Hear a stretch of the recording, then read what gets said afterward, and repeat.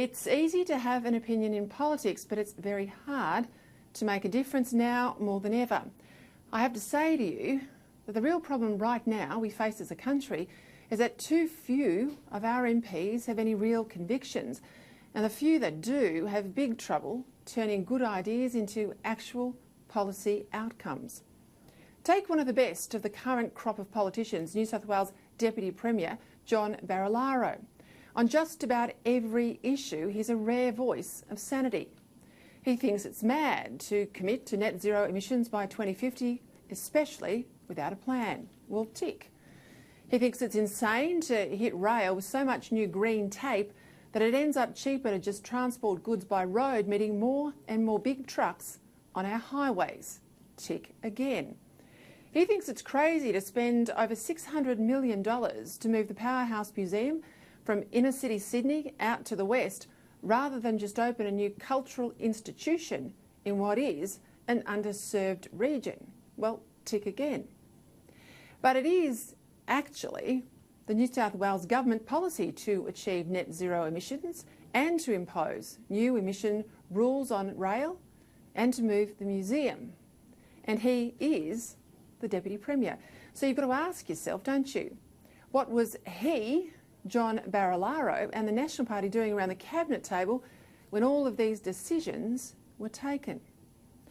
Now, I know this to be true, that a lot of big decisions don't always involve legislation and they never actually make it to cabinet.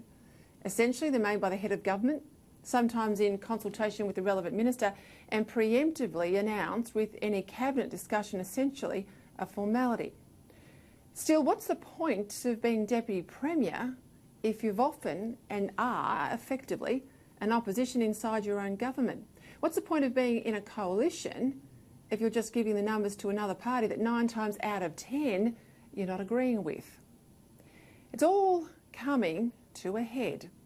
And here's the chance for the Deputy Premier and other hard heads inside the New South Wales National Party to actually drive the sort of sensible changes to energy policy that they have often talked about but rarely have been able to deliver.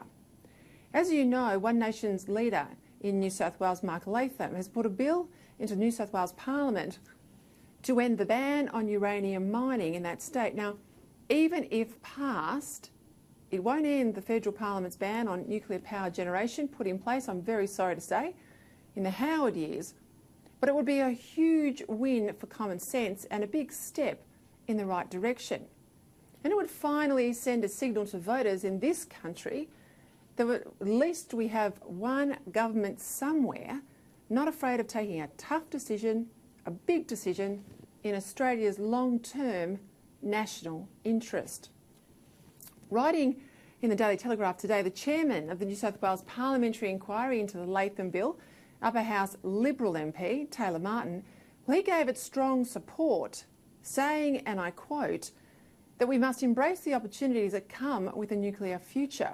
The science and technology jobs, the high-paying mining jobs, and a diverse economy that includes more than just services and recreation industries. Unions, like the AWU and the CFMU, they are now pushing too for nuclear energy. And as Martin said today, we can't keep kicking the nuclear can down the road and putting off the inevitable. Regrettably, that's just what New South Wales Premier Gladys Berejiklian did yesterday, telling State Parliament that the government didn't have to respond to the Latham Bill till sometime in September. Well, no.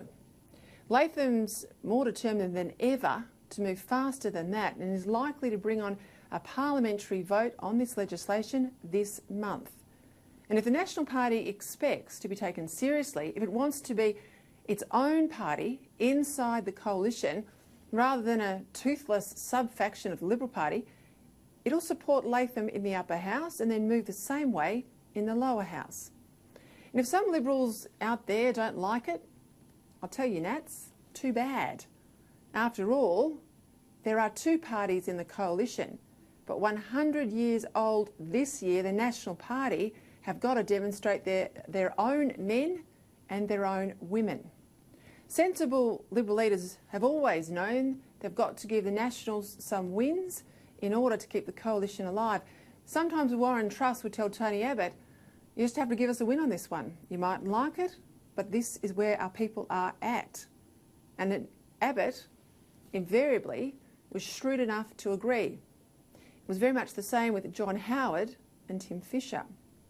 Sometime in the next few days, John Barilaro needs to walk into the Premier's office and tell Gladys Berejiklian that either the nuclear ban ends or the coalition does. It's one of those tests of leadership where the subordinate needs to be assertive and the leader needs to be deferential. And who knows, if Barilaro does manage to make this sort of difference in Macquarie Street, maybe he's the man the Nats need in Canberra. After all, God knows, leaders that can match words with action, they are in short supply.